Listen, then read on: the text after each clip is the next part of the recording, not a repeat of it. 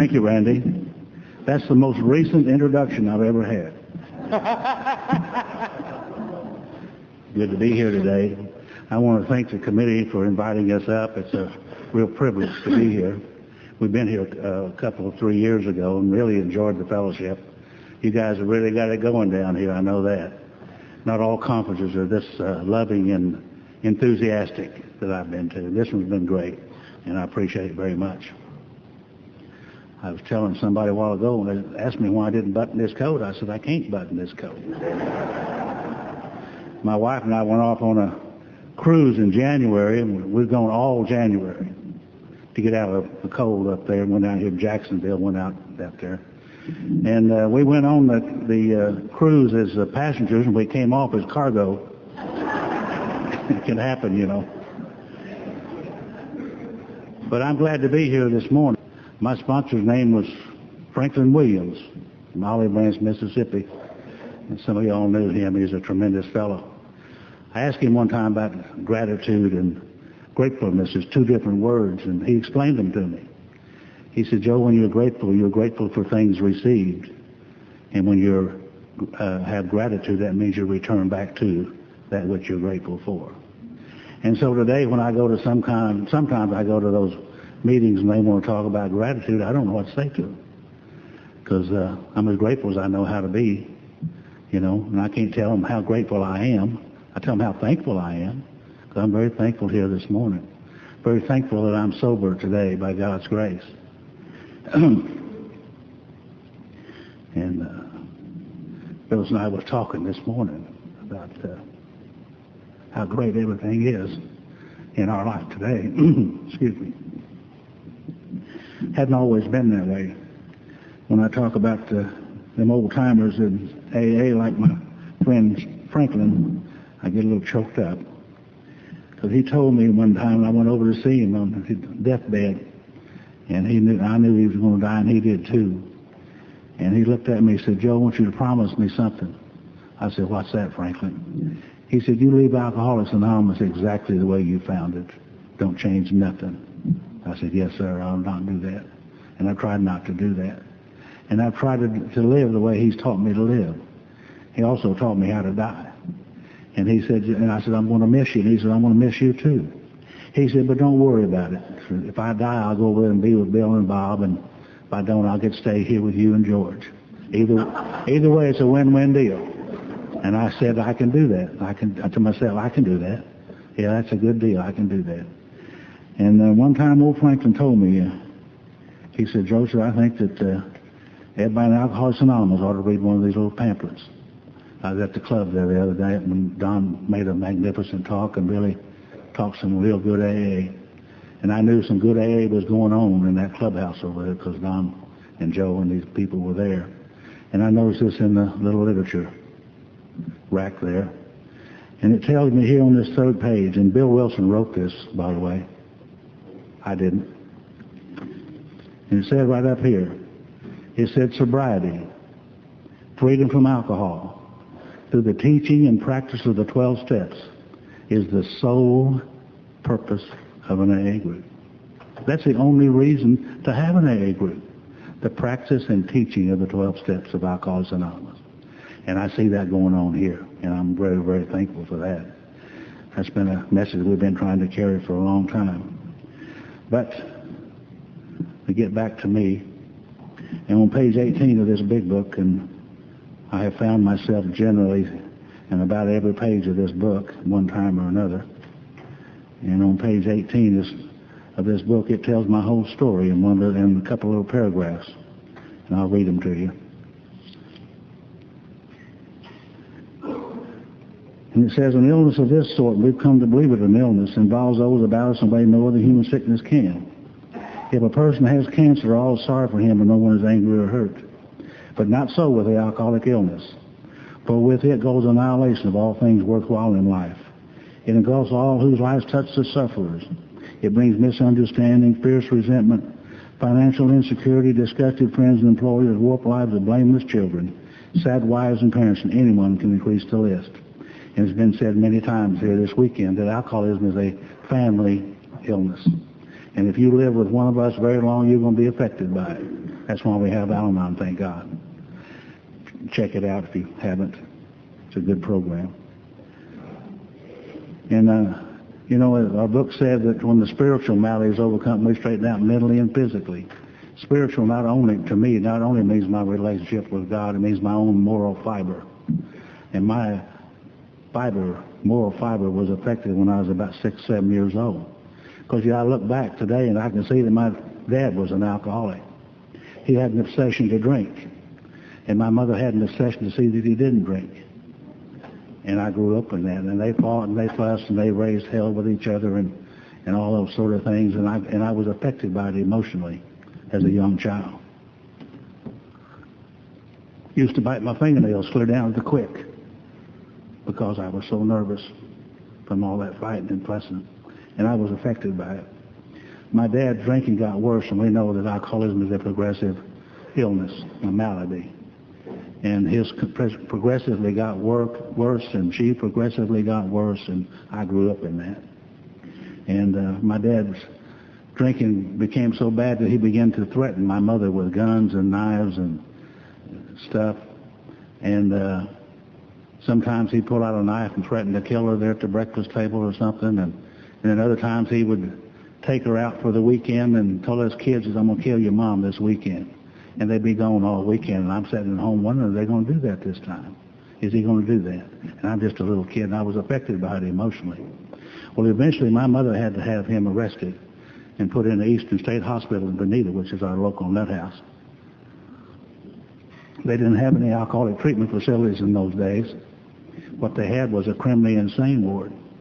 And as a little child, I used to hitchhike up there, my brother and I, and go back into Building 3 and see my father and take him a couple of dollars and a carton of cigarettes from time to time. And I saw things back there that you're not supposed to see. Nobody's supposed to see what goes on back there, but I saw them, the little child, and I was affected by them. And I began to get a lot of ideas, emotions, and attitudes, Dr. Jung told Roland, which become the guiding force of my life. And I identified with Sterling last night in that respect. Because one thought came to me as I was hitchhiking home from up there was this. And as I said, if God, you got to blame it on somebody, right, when you're 7, 8 years old. If God is going to do this to me and to us, and to hell with God, I'll never be asking him for anything. And if I ever get big enough they can't catch me, I'm not going either to church. My mother lived her whole life in church and going to church and practicing her religion. And she tried to put that up to influence me in that, but I rejected it. And I blamed it on God because I didn't have anybody else to blame it on. And one time coming back from up there, I've had a feeling within me, and I said, man, if it hurts like this to love people, I'm going to quit loving people. It hurts too bad. And so I began to push people out of my life. And another thought came to me was, if anything good is going to happen in my life, it's going to happen because I, all alone, without any help, made it that way. So I was totally self-sufficient. Didn't need nothing, didn't need God, didn't need nothing, didn't need anybody. And I lived my life that way. So when I arrived at Alcoholics Anonymous, I had the coping skills of a 7 or 8 year old boy, which wasn't much. I had the spiritual knowledge of a 7 or 8 year old boy, which wasn't much. I had the sexual knowledge of a 11 or 12 year old boy that I learned off the streets.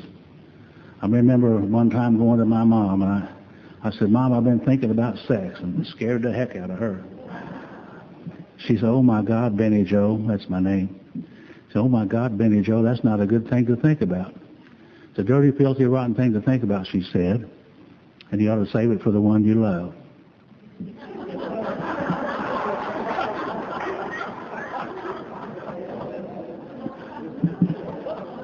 And besides that, she said, the only reason you want to have sex is to have children. And I figured right quick, well, she had 5 children, 5 times, and no wonder my dad was in the nut house. I thought, But somehow I didn't believe that, and so I went to the only source of information that was available to me. And in West Tulsa, Oklahoma, in front of the Jenkins Cafe, was a bunch of wise, intelligent, experienced men and women of about 15 or 16 years old. And they told me all I ever wanted to know about it. I mean, they were more than happy to share with me everything they knew. And some of those things those guys were doing it with these girls at night, sometimes 3 or 4 women a night. Sometimes 10 or 12 times a night, they said. And my eyes got that big around, you see.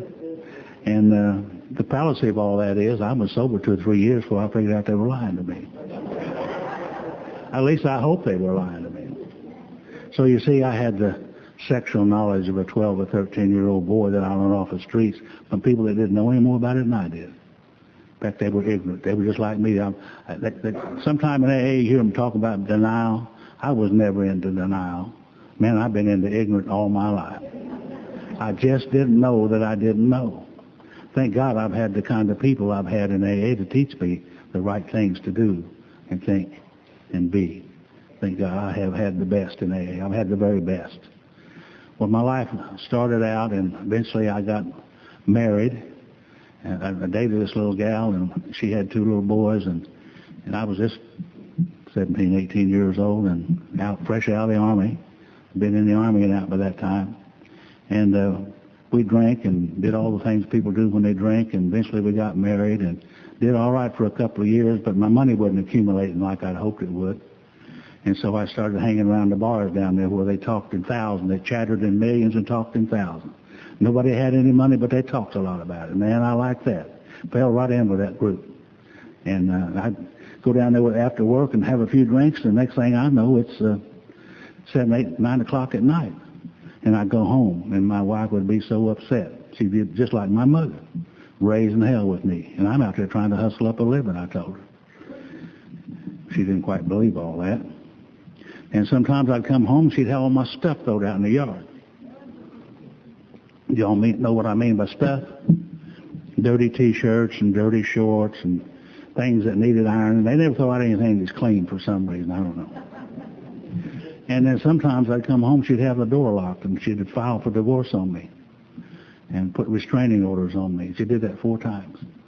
Make me so dang mad. After all I'd done to her. I mean, after all I was done for her. She'd treat me like that.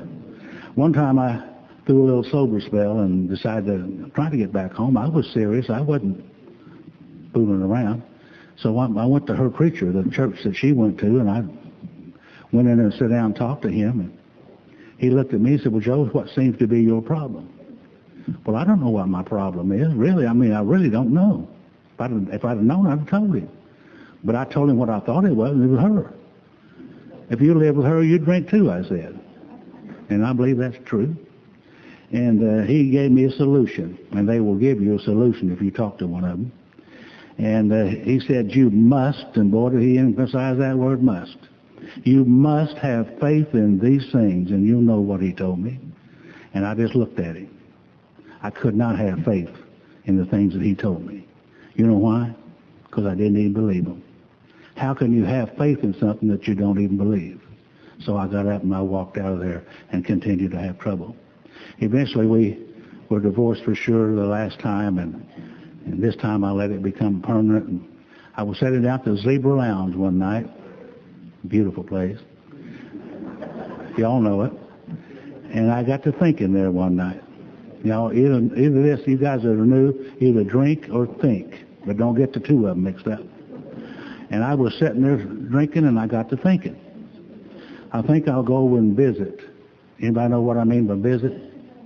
Okay. I'm going to go over and visit. And I knew she'd be lonely. Hadn't seen me in about 3 or 4 months. And, well, wouldn't you be if you hadn't seen me? So I went over there, and I knocked on the door, and she kind of peeked. I just broke right in there is what I did. And I got in my house, and there was a big old boy bigger than me sitting in my recliner watching my TV in my house with my wife, and I'm making payments on all that. Well, what are you going to do? I did. And that boy like to beat me to death in my own living room floor. Put me out in the yard and told me not to ever come back. Man, I lived on that one for a long time. Woo. I'd run that around in my head before I got sober 10,000 times, if y'all know what I mean. And then later on, I'm still drinking, and I'm drinking now for another reason I used to drink. This was alcoholism, a progressive illness. And I started drinking a lot. I mean, a lot. And one night I was sitting in the bar like this,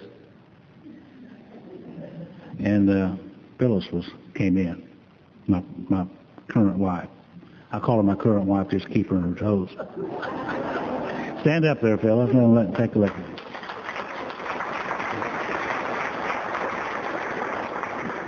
Phyllis was long and tall, and she was the queen bee of the Zebra Lounge. The queen bee of the Z. And boy, she was pretty, and it still is pretty, and we were introduced, and she looked at me and said, "You know, Joe, you look like my third husband." I said, "My God, how many have you had?" And she said, "2. Well, I liked that right away. Phyllis and I started dating and doing all the things that we do when we're dating, except for one thing. I wasn't interested in sex. I can guarantee you one thing, when you'd rather drink than have sex, you're sick. And I was that way. I was just too much damn trouble. You get that way. And after a few months or several months, we got married. A couple of months later, her daughter came to live with us.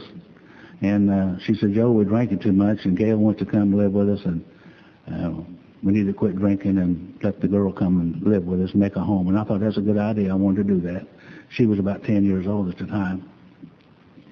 And she came, and Phyllis and I stayed sober about 30 days. I say 30 days. She said about 2 weeks. But this is the first time I realized I can't quit drinking. I mean, really. And I went in about 2 weeks of that, and my head felt like somebody had it in a clamp, and every day it was going to turn it down just one more notch. And I felt like the top of my head was going to come off. And finally I stopped at the liquor store one day and bought a couple of pints of whiskey and drank one of them before I got home, which was 2.5 blocks. And I shared one with Phyllis. She'd been sober that length of time too, and she needed a drink. And we was off and running again. And Phyllis and I got where we couldn't drink together. Every time we'd take a drink, we'd fight. I mean, every time. Every time we'd go out to the bar before the second beer was over with, we'd be fussing and fighting. And we just couldn't go together. So we kind of made a deal. We split up Tulsa. About 41st Street and South was hers, and 41st Street and North was mine. And I don't bother her. She don't bother me. And from time to time, we'd meet at our house and visit. And that was our deal. Well, on my side of town, out to the west, is a lake, Lake Keystone. And I bought a mobile home out there. And it was nice. I had it fixed up real nice. And I didn't think she knew anything about it. I didn't think she even knew I was gone. But I'm out there one night, and there's was a bit louder than that, a knock on the door, screaming and hollering out there. And finally I got up and looked out, and there was Phyllis and little daughter Gail, and they just kind of broke in is what they did. Embarrassed me in front of my girlfriend. I was not having a good time. And the next morning I got up and all my stuff was laying out in the yard like it's supposed to be. Filed for divorce, restraining order, went to the bank and made off with what little money we had after all I'd done to her. I mean, after all I'd done for her to treat me like that. Well, I said to myself, well, to hell with her and the rest of them. I don't need them anyhow. And I'm going to drink when I want to drink, as often as I want to drink, and I don't care who knows it. And that's the day that I made a decision that I'm not going to try to control my drinking no more. No more control. I'm going to drink when I want to drink, as often as I want to drink, wherever I want to drink. No control on me whatsoever. If you didn't like it, you could hit it. That's the way I felt about it. Anyhow, one night I'm laying there in bed, and I look up, and a big rat jumped out of the ceiling right on my bed. Not that long. Fangs hanging down. And I kicked that sucker for, seemed like 30 minutes before I get him off the bed, and another one jumped down. And a little bit later, I went to town, got some big rat traps. I'm talking about some big ones, that wide. Sat around, and it's a wonder I haven't broken my leg stomping around in that house in a big rat trap. And I sold that place for half of what I'd paid for it to get rid of it, full of rats. And I moved to town. And, oh, by the way, if you're over to an A&A meeting and you see somebody coming in that's new and they're seeing things or hearing things that you don't see or hear, go along with them, will you? because they're definitely seeing and hearing those things, and I know about that. But anyhow, I moved into town there, and I started drinking really hard. I bought Canadian Club by the case, and I drank a lot of whiskey. And finally, one Saturday was a typical day in my life, and a typical Saturday in my life. I kind of woke up, had 4 or 5 drinks and 2 or 3 cigarettes, and I went back to sleep. Like blacking out's what I was doing, but I called it going back to sleep. And I did that about 2 or 3 times that day, and finally that evening late I got up and had 4 or 5 drinks and 2 or 3 cigarettes and started about the little bars that I had frequented and ended up in a place on West Tulsa called the Misty Dawn. And boy, it was a lovely place. Almost smell it now. And I've been drinking hard all that day, and I was sitting on the bar stool that night about midnight. And I had a sick feeling within my stomach. It wasn't a throwing up sick, it was a sick feeling. It felt like the whole insides of me was going to drop out, you know. And I got up off that bar stool and went out and laid down in my car a little while, and I drove back to my little apartment I was staying in, and I got on the couch while I was sleeping. I had a nice new bedroom back there, new bed, new mattress. I didn't have any pillows or sheets or anything. I was too busy. You know, you get busy when you're drinking. I was too busy to go to the store and buy those things. So I slept on the couch. The truth of the matter is I slept on the couch because that's where the television was and the radio was and the lamp was. And I was scared to death and didn't even know it. And that's why I slept. Well, that next morning I woke up. And I'm sitting there and I'm reliving my life again for the 10,000th time, trying to figure out what in the world happened to me. How did I end up in this situation? Never intended to be like this. And I did 2 things that morning that I hadn't done in a long, long time. And one of them was that I got on my knees beside that couch and I asked God to help me to find a way to stay sober and to get my life straightened out. I hadn't asked God for nothing in a long time. I didn't do that. Another thought came to me after about an hour. I said, I don't know what God's going to help me any. And I don't blame him. So I called my friend George Gibbs, a little black guy that I met going in the Army. He died last year. He was my good friend. We never had a harsh word between us ever, thanks to him. And George was in Alcoholics Anonymous. And I called him. I said, George, are you still going to Alcoholics Anonymous? He said he was. And I said, George, I need help.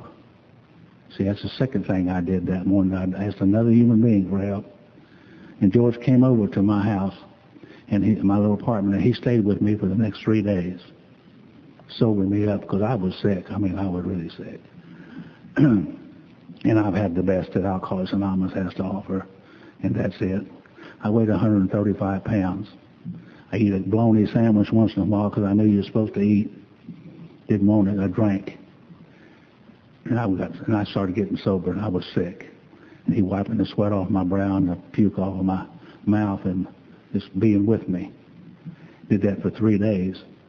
And on the 3rd day, on Tuesday night, November the 3rd, 1973, he took me to my very first AA meeting.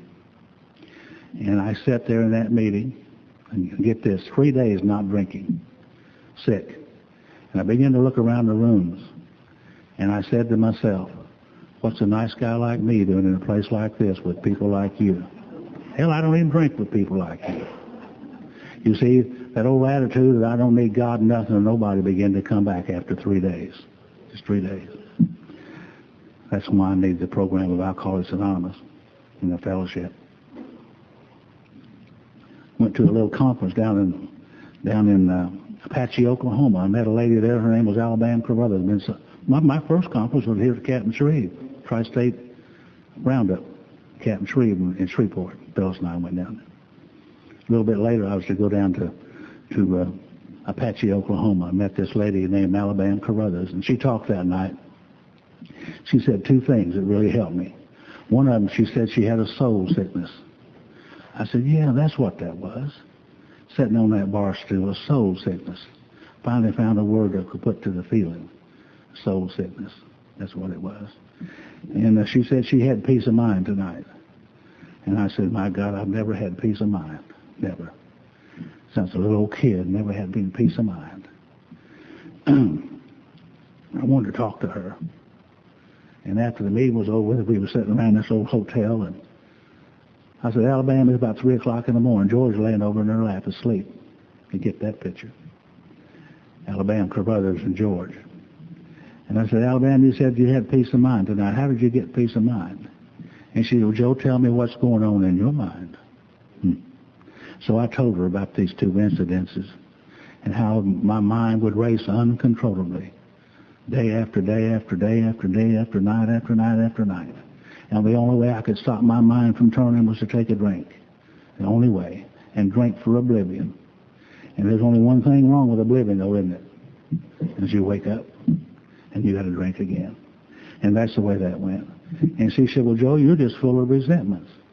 And I said, well, what is a resentment? She said, a resentment is old angers and old hurts that are refelt over and over and over. And all that anger you intend to use upon those other people, you're turning it on yourself. You're making yourself sick and you blame it on them. It's all their fault. And I had to get her to explain that to me because I knew it was their fault. It was always their fault. And today I realize it was my fault, you see. I mean, I think today, thank God I know it's my fault. What if it was their fault? Not a thing in the world you could do about it. But I could found a solution for this. And I said, well, Alabama, is there any solution for that? And she said, yes, there is. And Alabama looked down in that purse of hers and dug around, you know how they do, and dug around down in there for a while, and she came out with this big book. And she said, Joe, on page 551 of this book is an experience of a lady who had a lot of resentments. And she said, if you'll do what she did, chances are it'll help you. She said it helped her, maybe it'll help me. So she let me read that. And I'll just read the portion over here on page 552. And he said, in effect, if you have a resentment you want to be free of, if you will pray for the person or thing you resent, you will be free. If you will ask in prayer for everything you want for yourself to be given to them, you will be free. Ask for their health, their prosperity, their happiness, and you will be free. Even when you really don't want it for them and your prayers are only words you don't mean it, go ahead and do it anyway. Do it every day for 2 weeks, you'll find you'll come to mean it and want it for them. And you'll realize where you used to feel bitterness, resentment, and hatred, you now feel compassion, understanding, and love. Well, I went home after that meeting and got in bed. My mind started racing again. And I said, I think I'll pray for those people. And I prayed for them. Next morning I woke up and I said, I think I'll pray for those people. And I began to pray for them and add some names to the list. As the days went by, my list got longer and longer, and I prayed constantly. It seemed like I was in constant prayer. And one day in the spring, I was driving down the Lewis Street, 31st and Lewis area, beautiful, beautiful area in our town, and I got stuck in the stoplight, just the length of the stoplight. One of those beautiful mornings like it is this morning. And cool, kind of cool. And I looked over there, and those tulips were in full bloom, red and yellow. The grass was green. The little squirrels were jumping around in the trees. The birds were singing. And the thought came to me, oh, my God, it's a beautiful morning. It's a beautiful... How long has it been since I've seen these kinds of things?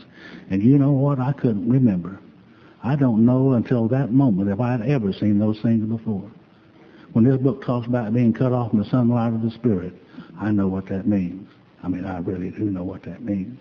And that's the morning I knew this program would work for me. I took some action and I got some results.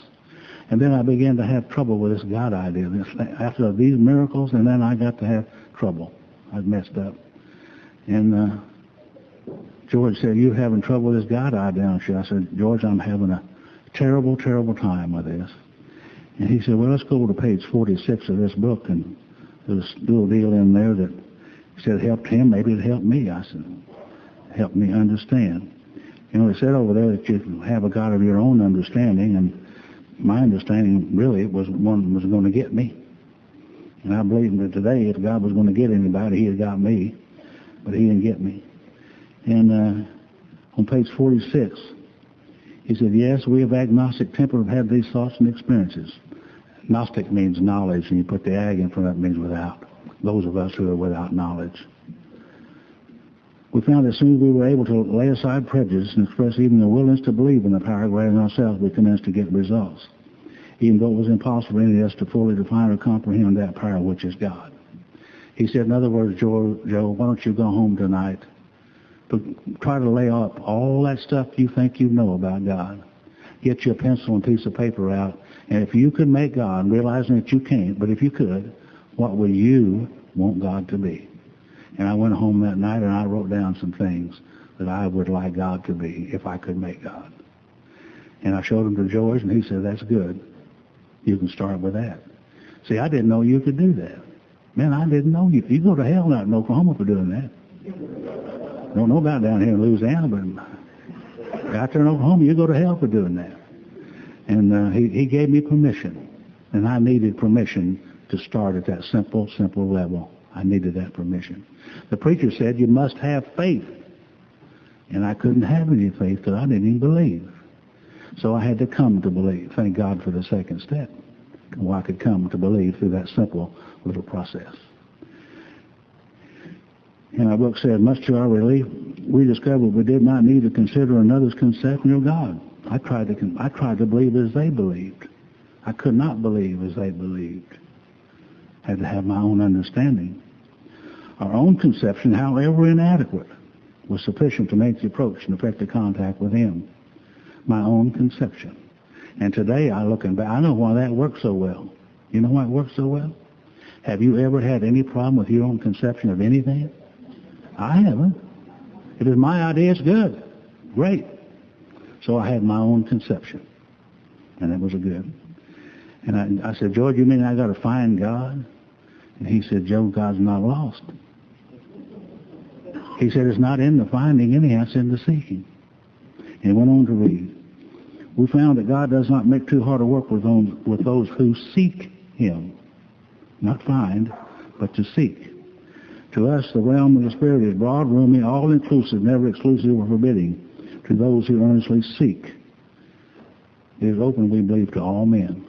See, it's not in the finding, it's in the seeking. And if I will seek God into my life, question and wonder and look for God into my life, then He will disclose Himself to me, which is exactly what has happened to me. And I know in the steps today that I was powerless over alcohol. You can boil that down to one word, powerless. And if I am powerless, then I need power, obviously.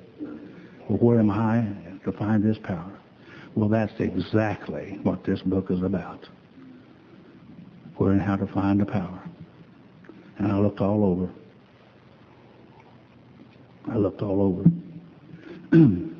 One time I was taking this young fella who was living in a halfway house. He asked me to be his sponsor. And taking him back and forth to work till he get a paycheck. And he told me a story one day on the way to work and went like this. He said, these three wise men from the East, the way he put it, they stole from man the crown of life and woman. And they said, now that we took it away from them, the thing that will make them the happiest, what are we going to do with it? And I said, one of them said, let's take it to the highest mountain on the face of the ocean and hide it in the highest crevice, and they'll never find it there. But the other two said, yeah, but you know how they are. They'll hunt in the search till they eventually find it. The second one said, let's take it to the deepest ocean and hide it in the deepest crevice in the ocean, and they'll never find it there. The other two said, yeah, but you know how they are. They'll hunt and they'll search, and they'll eventually find it. The third one said, I'll tell you what we'll do. Let's hide it within himself, and he'll never think about looking for it there, ever. And certainly I didn't. On page 55, it says, actually, we were fooling ourselves, for deep down in every man, woman, and child is a fundamental idea of God. See, we're just born with it. Just there. You can't deny it. It's just there. It may be obscured by calamity, by pomp, by worship, other things, but in some form or other, it's there. For faith and power greater than ourselves and miraculous demonstrations of power in human lives are facts as old as man himself. See, it's just been there always, as much as I tried to deny it. We finally saw that faith in some kind of a God was a part of our makeup, just as much as the feeling we have for a friend. Sometimes we had to search fearlessly, but He was there. He was as much a fact as we were. We found the great reality deep down within us. And the last analysis is only there that it may be found. Deep down inside of every man, woman, and child, including me, is the fundamental idea of God. Now, if you don't believe that, you go downtown here and you find the highest building that you can find. if you're agnostic or atheist, and you jump off. And I guarantee you one thing, before you hit bottom, you'll holler, oh God. Because it's just there. Just deep down inside of us. It's just there. As much as I tried to deny it. And our book said we can only clear the ground a bit. If our testimony helps sweep away prejudice, and by the way, prejudice means old ideas, which is what I had a lot of, enables you to think honestly, encourages you to search diligently within yourself. Then, if you wish, you can join us on the broad highway. With this attitude, you cannot fail. Now get this next. The consciousness of your belief is sure to come to you. You'll have a God of your own understanding that nobody but nobody could improve upon. Nobody. Not even the Pope. Because you'll have a God of your own understanding. And that's what this chapter, We Agnostic, is all about. I love all these chapters, but this one especially. Because I'm just supposed to read this chapter and question and to wonder what it means to me. And what it does, and this chapter is not here to tell us about any particular type of religion at all. It's simply here to open up my mind with an open mind that God might teach to me that there's a God. The consciousness of my belief is sure to come to me. And what a promise that is, and exactly what has happened in my life. So I went on about my business there. Page 62. I'm getting ready to make a decision to turn my will and my life over to the care of God. I knew that. I could see what we're coming to. And, it took the doctor's opinion, the first 4 chapters, to do steps 1 and 2. There's no way to work steps 1 and 2 out of the big book. They're conclusions that we get based upon the information that we have. And I was so glad to hear Sterling mention the doctor's opinion, the malady of alcoholism. See, I didn't know what my problem was. I was sober and ate too long before I read the doctor's opinion and had it explained to me. And I was at a place here a few years ago and speaking one time and mentioned the doctor's opinion, and there was no fellow come up, he was them old-timers in AA, which I love, who were guardians of the fellowship through the traditions. And I was standing there, and he come up to me and said, what book were you reading? He jumped at me. I didn't even know the man. And I said, well, I was reading the doctor's opinion. He said, what book did you get it out of? I said, I got it out of this big book. I had a little softback version of the big book. He said, show that to me. And I showed it to him. He turned around and left. The next day he come up, and before he got to me, he started crying. I said, what's the matter? He said, Joe, I've been a member of the Fellowship of Alcoholics Anonymous for 39 years, and I didn't know the doctor's opinion was in that book. We can stay in AA and be into ignorance for 39 years.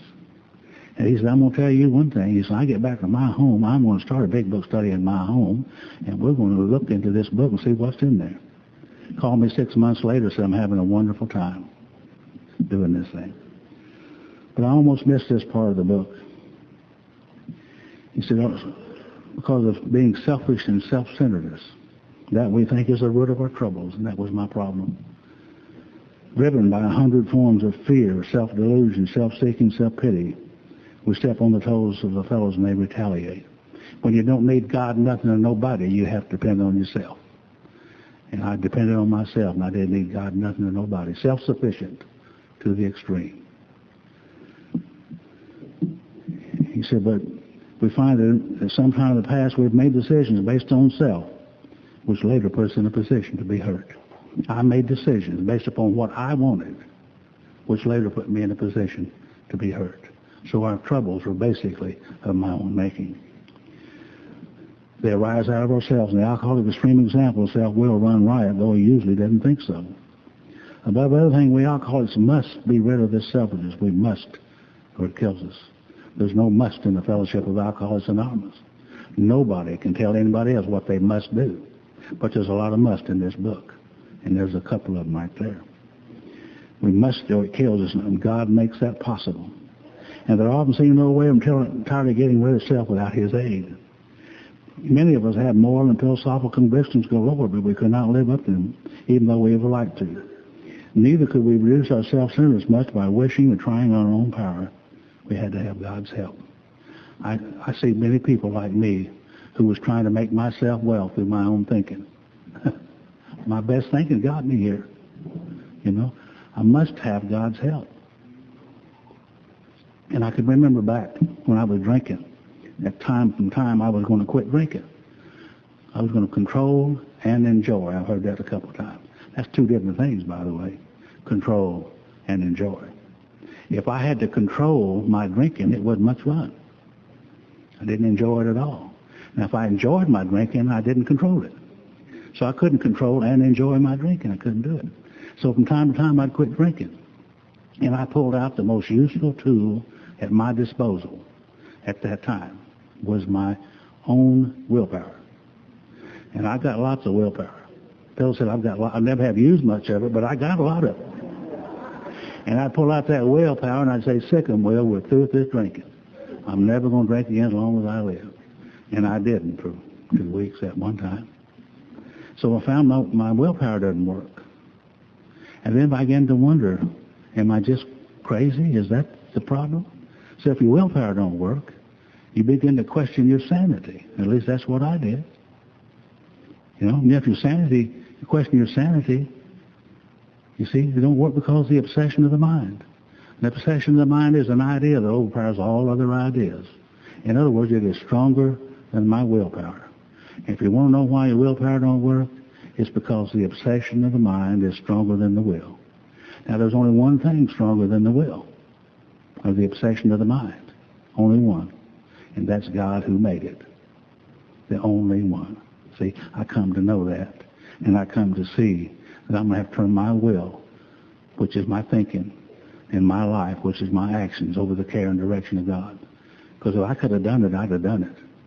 I couldn't do it. And he said, this is the how and why of it. First of all, there's lots of instructions in this book. Here's one. First of all, we had to quit playing God. It didn't work. See, I was playing God in my life, Phyllis's life, and anybody else's life that would let me. Now, she never did let me. And one thing I know about self is we all got one. That's the problem with it. And my will for Phyllis is one thing, and her will for Phyllis is another. And a lot of times they don't jive together. So I had to quit playing God in her life and my life and everybody else's and leave people alone. It didn't work. And it says next instruction. Next, we decided that hereafter in this drama of life, God was going to be our director. Let God direct my life. He's the principal, his agents. He's the father and we're his children. Most good ideas are simple. And this concept was the keystone of the new and triumphant arch, which was the path to freedom. And what was that? He's the principal, we're the agent. He's the father, we're the children. Most good ideas are simple. And I almost missed that. See, I almost missed that. When I used to pray sometimes when I was young and sobriety, I said, God, give me this, and God, give me that, and God, get my wife back, and God, help me make more money. And I used God like an errand boy, sending him out to get things for me, see. And after I got sober for a while, I began to read that other big book, and it said in the front of that book that he worked for 6 days, and then he rested. And to my knowledge, he never go back to work anymore. It looks to me like there will be work being done around here. It's going to be me. He's the father, we're the children. He's the principal, we're the agent. Most good ideas are simple, and I almost missed that.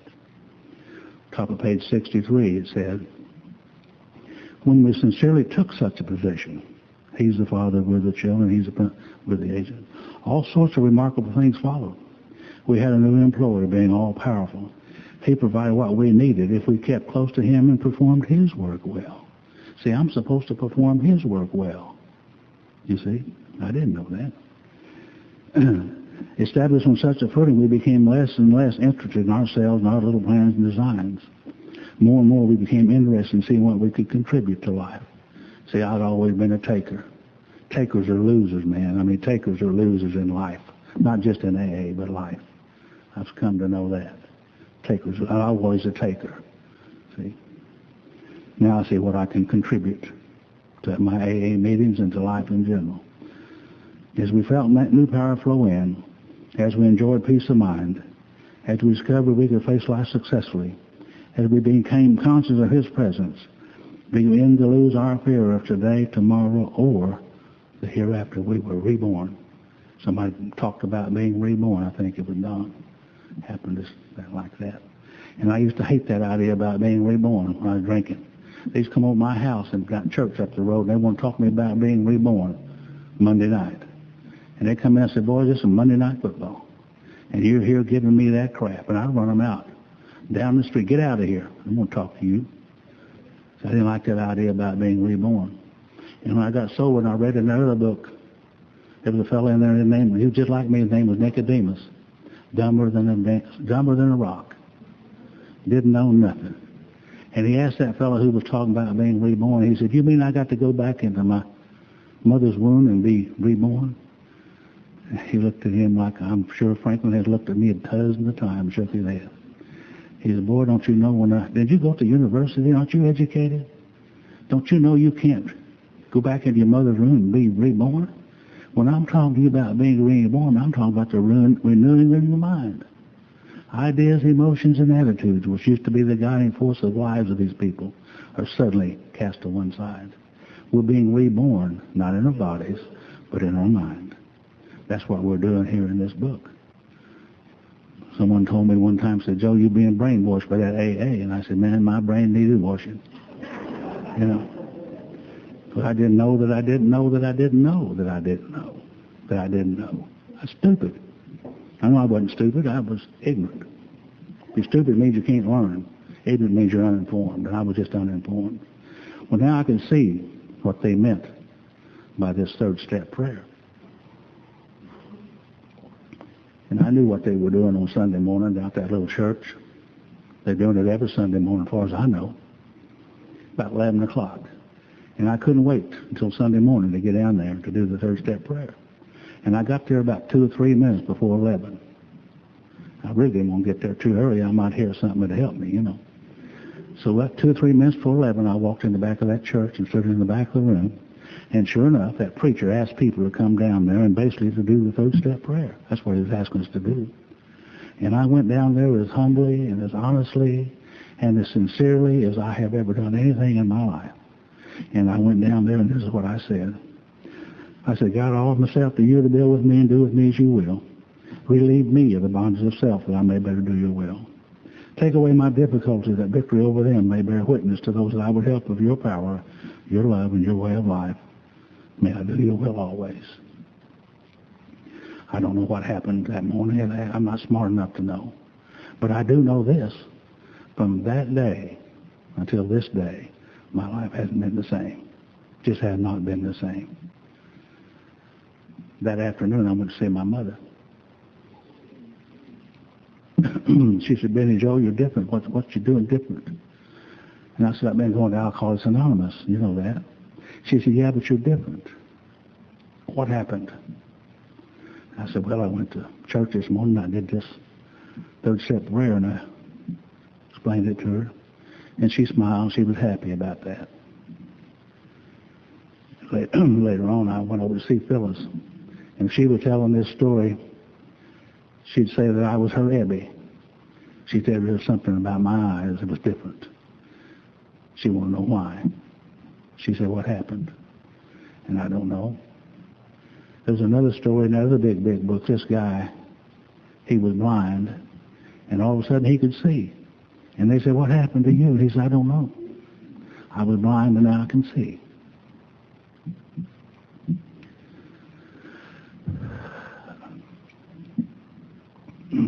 I was blind, and now I can see.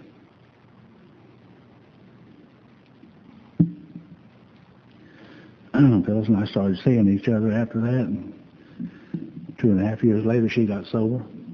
Took a while.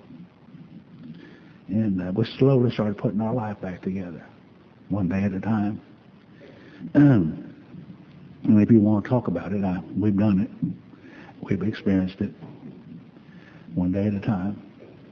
And she got sober, and we got actively involved in AA, had been. I became a delegate. Phyllis became a delegate. Life was good. Our little daughter, Gail, who was there that night and saw me in that situation, which just practically killed me. I mean, I couldn't stand it. Couldn't stand it. The guilt, shame, and remorse of it. And some 15 years later. See, a book says a few casual apologies are not enough. Got to live sober and live right. And we were there. For every one of her children were born, we were there, sober and doing the right thing. And she moved off to Ohio. And I didn't mind her moving and Jim, but they took my grandkids with them. And we talked to them all the time. And finally, something happened to one of her sister-in-laws. She died, her same age. She died unexpectedly and left a couple of kids with their daddy. And they called us one night.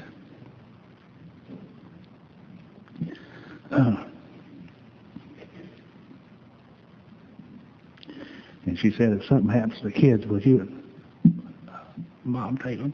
I said, yeah. That's when I knew it was all right with us. So our lives had been put back together there. Until about a year ago, I could say my grandkids have escaped the illness of alcoholism. I could say that, and it was true until my 18-year-old granddaughter graduated from high school. Man, the next week she went crazier than a peach orchard boar. I don't know what happened. She hadn't straightened out yet. She graduated from high school. She was raised in church through her parents. Every time the door was open, they were there, involved in all kinds of activities. She graduated from high school, and next week she was shacked up with an old boy and drinking and doing those things. And she hadn't got over that yet. I hope someday she will, for her sake, because I know the road. So things are good. Things are good. Phyllis worked in the central office for a number of years in Tulsa, and we stayed busy. And she retired about 2 years ago, and I sold her business a couple of years ago, and we've been traveling together, going here and going there, doing things, loving Alcoholics Anonymous. Man, I don't have time to work anymore. I just don't have time for it. So I love doing what I'm doing, and we've been all over the country. I was fortunate that when I was sober, early 1974, I met Charlie and Joe McCoy. I was one of their first students. There was Tony, the Mexican, and then there was me. And Tony invited me to go in the room with him, and I made a right-hand turn, went in there and changed my life. I've become a student of this book. I've been reading and studying this book ever since. In our group, that's what we do as a group. We read and study this book, and we share what's going on in this book. And Charlie asked me in 1990 if I'd go with him and help him, because Joe was doing some things that he couldn't get away all the time. And I said to myself, oh, heck, or words to that effect. And I said, okay, I'll go, because I've been taught not to turn down a AA request. And I've been going ever since. And boy, the big book has come alive for me now. I can really see a lot of things in this book that I couldn't even see before. There's no end to this book. And I said, how come that it is, Franklin? He said, there's no end to this book because there's no end to God. And this book was written by God through Bill's hand. And I believe that to be true today. And every time I read this book, it's different than what it was the last time I read it. You know why that's true? Because I'm different. I'm growing in the fellowship of Alcoholics Anonymous and in the program of Alcoholics Anonymous. I love AA. I'm one of those people who guard the fellowship with the truth of traditions today. And that's just what I do. And I love Alcoholics Anonymous. See, I know today if you're going to love, unless you love AA, you can't stay sober. And if you don't respect AA, you can't love it. You can't love your kids unless you respect them. You see, we got traditions. Respect AA through the traditions. You see, that's as simple as I know how to put it. You know. And I look at all those things, and you know, by the way, I learned one thing this weekend from the speakers. And when they do that, you know what that means? Nothing.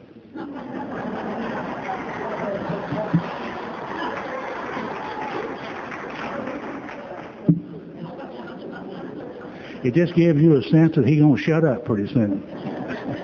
And I'm going to shut up pretty soon.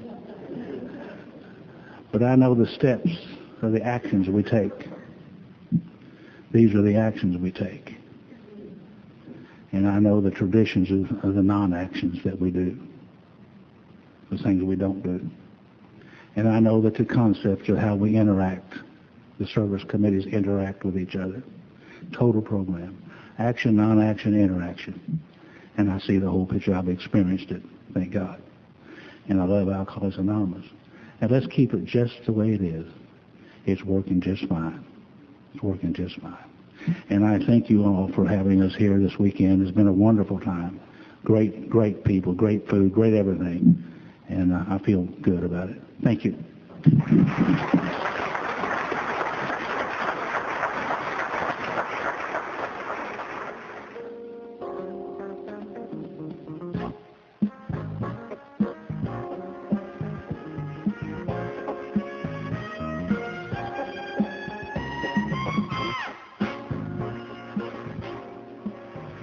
We hope you've enjoyed this recording. To obtain additional copies, receive a free catalog of AA and Al-Anon talks, or to find out about our tape and CD of the Month Club, call Encore Audio Archives at 1-800-878-1308, or visit our website at www.12steptapes.com.